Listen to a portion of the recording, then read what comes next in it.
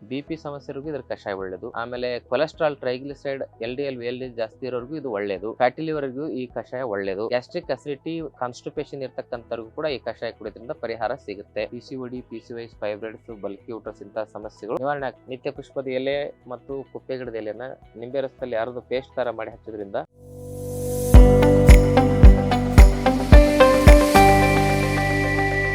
ಶ್ರೀ ಗುರು ಬಸವಲಿಂಗಾಯ ನಮಃ. ಓಂ ನಮಃ ಶಿವಾಯ. ಸರ್ವರಿಗೂ ಭಕ್ತಿಯ ಶರಣಾರ್ಥಿ. ನಾನು ನಿಮ್ಮ ಯೋಗ ಗುರು ವೈದ್ಯ ಶ್ರೀ ಚನ್ನಬಸವಣ್ಣ, ಶ್ರೀಗಂಗಾ ಯೋಗ ನಿಸರ್ಗ ಚಿಕಿತ್ಸಾ ಹಾಗೂ ಆಯುರ್ವೇದ ಸಂಶೋಧನಾ ಕೇಂದ್ರ, ಆರೋಗ್ಯ ಮಹಾಮನೆ, ಬೆಂಗಳೂರು, ಹುಬ್ಬಳ್ಳಿ, ಧಾರವಾಡ ಹತ್ತಿರ ಮೂರ್ಕಟ್ಟಿ. ತಮ್ಮೆಲ್ಲರಿಗೂ ನಮ್ಮ ಯೂಟ್ಯೂಬ್ ಚಾನಲ್ಗೆ ಭಕ್ತಿಯ ಸ್ವಾಗತ.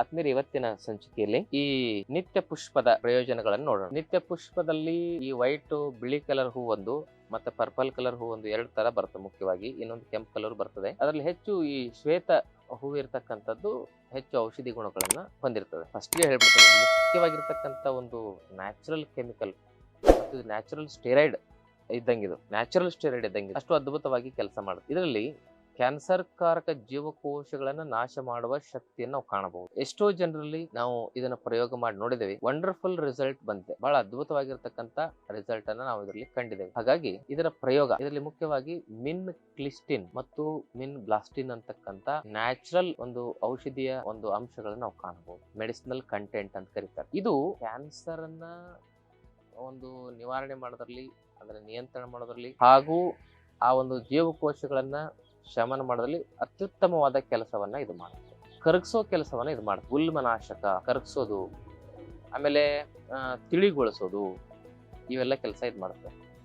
ನ್ಯಾಚುರಲ್ ಬ್ಲಡ್ ಕ್ಲೀನಿಂಗ್ ಮತ್ತು ಬ್ಲಡ್ ಥಿನ್ನಿಂಗ್ ಕೆಲಸವನ್ನ ಇದು ಮಾಡುತ್ತದೆ. ಹಾಗೂ ಇದು ಗಂಟುಗಳನ್ನ ಡಿಸಾಲ್ವ್ ಮಾಡತಕ್ಕಂತ ಕ್ಷಾರೀಯ ಗುಣಗಳನ್ನ ಇದು ಹೊಂದಿದೆ. ಆಮ್ಲೀಯ ಗುಣಗಳಿಂದ ಹೆಚ್ಚಾಗಿ ಟ್ಯೂಮರ್ಗಳಾಗವೆ. ಪಿತ್ತದ ಒಂದು ಟ್ಯೂಮರ್ಗಳು ಹೆಚ್ಚಾಗಿ ಇನ್ಫ್ಲಮೇಷನ್ಗಳಾಗೋದು ಪಿತ್ತದಿಂದನೇ. ಇದು ಕ್ಷಾರ ಗುಣಗಳನ್ನ ಹೊಂದಿರೋದ್ರಿಂದ ಅವುಗಳನ್ನ ಕರಗಿಸುತ್ತೆ. ಒಟ್ಟಿನಲ್ಲಿ ಇದನ್ನ ಯಾವ್ಯಾವ ಕೈಯಲ್ಲಿ ಹೇಗೆ ಬಳಸಬಹುದು ಅಂತ ನೋಡೋಣ. ಈ ಎಲೆ ಇದಾವಲ್ಲ, ಈ ಎಲೆಗಳನ್ನ ನಾವು ಒಂದು 10-15 ಎಲೆಗಳನ್ನ ಒಂದು 2 ಲೋಟ ನೀರಲ್ಲಿ ಕುದಿಸಿ ಅರ್ಧ ಲೋಟ ಕಿಳಿಸಿ ಅದನ್ನ ಬೆಳಗ್ಗೆ ಖಾಲಿ ಹೊಟ್ಟೆಲಿ ಸೇವನೆ ಮಾಡೋದ್ರಿಂದ ಡಯಾಬಿಟಿಸ್ ಬಹಳ ಬೇಗ ನಿಯಂತ್ರಣಕ್ಕೆ ಬರ್ತದೆ. ಯೋಗ ಪ್ರಾಣಾಯಾಮ ಮಾಡಿ ಈ ಒಂದು ಕಷಾಯಗಳನ್ನ ಕುಡಿದ್ರಂತೂ ಕೆಲವರಲ್ಲಿ 90% ಜನರಿಗೆ ಡಯಾಬಿಟಿಸ್ ರಿವರ್ಸ್ ಆಗಿಬಿಡ್ತದೆ. ಅದು ಸತ್ಯ. ಇನ್ಸುಲಿನ್ ತಗೊಂಡ್ರೆ ಮತ್ತೆ ಹೈಪೋಗ್ಲೈಸೆಮಿಯಾಗಿ ತೊಂದರೆ ಆಗುತ್ತೆ. ಅಷ್ಟು ಈ ನ್ಯಾಚುರಲ್ ಆಗಿರ್ತಕ್ಕಂಥ ಹಲವಾರು ಮನೆಮದ್ದುಗಳಲ್ಲಿ, ಯೋಗ ಪ್ರಾಣಾಯಾಮದಲ್ಲಿ ನಾವು ಡಯಾಬಿಟಿಸ್ ಅನ್ನ ಪರ್ಮನೆಂಟ್ ಆಗಿ ಸೊಲ್ಯೂಷನ್ ಕಂಡುಕೊಳ್ಬಹುದು. ಅದಷ್ಟೇ ಅಲ್ಲದೆ ಆದ್ಮೇಲೆ ಇದು BP ಸಮಸ್ಯೆ ಇರೋರ್ಗೂ ಇದ್ರ ಕಷಾಯ ಒಳ್ಳೇದು. ಆಮೇಲೆ ಕೊಲೆಸ್ಟ್ರಾಲ್, ಟ್ರೈಗ್ಲಿಸರೈಡ್, LDL, VLDL ಜಾಸ್ತಿ ಇರೋರ್ಗೂ ಇದು ಒಳ್ಳೇದು. ಫ್ಯಾಟಿ ಲಿವರ್ಗೂ ಈ ಕಷಾಯ ಒಳ್ಳೇದು. ಗ್ಯಾಸ್ಟ್ರಿಕ್ ಅಸಿಡಿಟಿ, ಕಾನ್ಸ್ಟಿಪೇಷನ್ ಇರ್ತಕ್ಕಂಥವ್ರಿಗೂ ಕೂಡ ಈ ಕಷಾಯ ಕುಡಿಯೋದ್ರಿಂದ ಪರಿಹಾರ ಸಿಗುತ್ತೆ. ಆಮೇಲೆ ಕಷಾಯವನ್ನ ಸೇವನೆ ಮಾಡೋದ್ರಿಂದ ಚರ್ಮ ರೋಗಗಳು, ಕಜ್ಜಿ, ತುರಿಕೆ, ಗಜಕರ್ಣ, ಫಂಗಲ್ ಇನ್ಫೆಕ್ಷನ್ ಇಂತಹ ಸಮಸ್ಯೆಗಳು ಕೂಡ ಇದರ ಎಲೆಯ ಕಷಾಯ.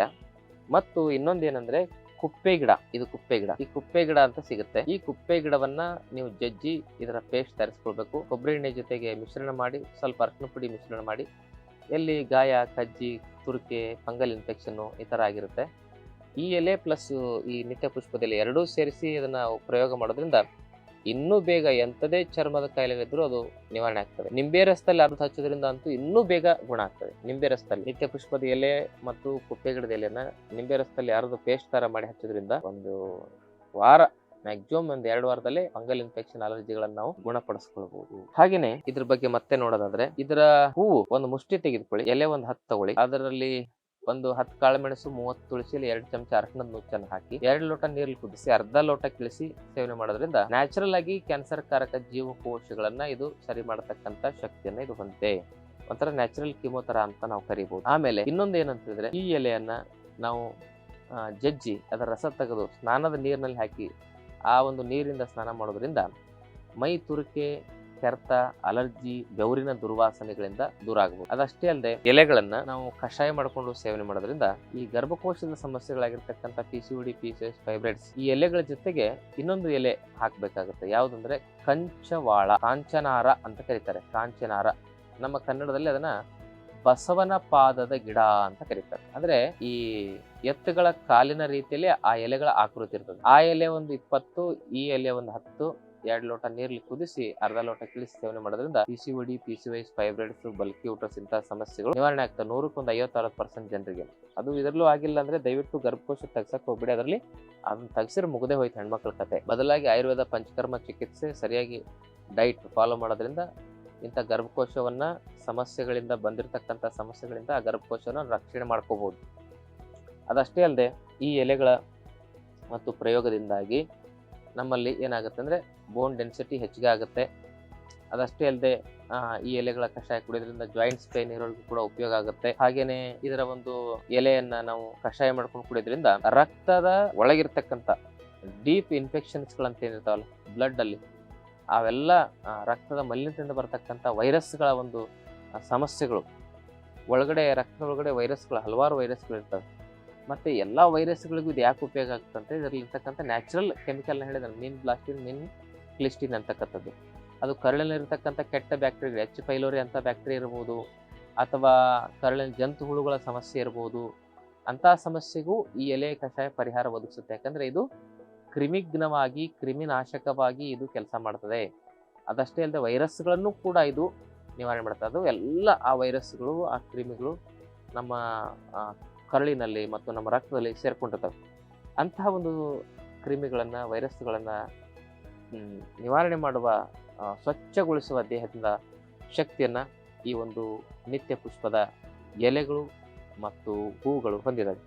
ಇದನ್ನು ಗರ್ಭಿಣಿ ಸ್ತ್ರೀಯರು, ಸ್ತನಪಾನ ಮಾಡಿಸ್ತಕ್ಕಂಥ ಹೆಣ್ಮಕ್ಳು ಹಾಗೂ ಮೂತ್ರಪಿಂಡದ ಸಮಸ್ಯೆಯನ್ನು ಬಳಲ್ತಾ ಇರ್ತಕ್ಕಂಥವ್ರು ಬಳಸಬಾರ್ದು. ಉಳಿದಂತೆ ಎಲ್ಲರೂ ಬಳಸಬೇಕು. ಇದರ ಕಷಾಯ ಮಿನಿಮಮ್ 21 ದಿವಸ, ಮ್ಯಾಕ್ಸಿಮಮ್ 2 ತಿಂಗಳವರೆಗೂ ಸೇವನೆ ಮಾಡ್ಬೋದು. ಏನಾದರೂ ಸಂಶಯಗಳು, ಡೌಟ್ಗಳಿದ್ದರೆ ಕಮೆಂಟ್ ಮೂಲಕ ಪ್ರಶ್ನೆ ಮಾಡಿ. ಈ ವಿಡಿಯೋನ ಎಲ್ಲರಿಗೂ ಶೇರ್ ಮಾಡಿ, ಚಾನಲ್ನ ಸಬ್ಸ್ಕ್ರೈಬ್ ಮಾಡ್ಕೊಳ್ಳಿ. ತಮ್ಮೆಲ್ಲರಿಗೂ ಭಕ್ತಿಯ ಶರಣಾರ್ಥಿ. ಲೇಟೆಸ್ಟ್ ಹಾಗೂ ಇಂಟ್ರೆಸ್ಟಿಂಗ್ ಸುದ್ದಿಗಳಿಗಾಗಿ ಬಾಸ್ ಟಿವಿ ಕನ್ನಡ ಚಾನೆಲ್ನ ಸಬ್ಸ್ಕ್ರೈಬ್ ಮಾಡಿ.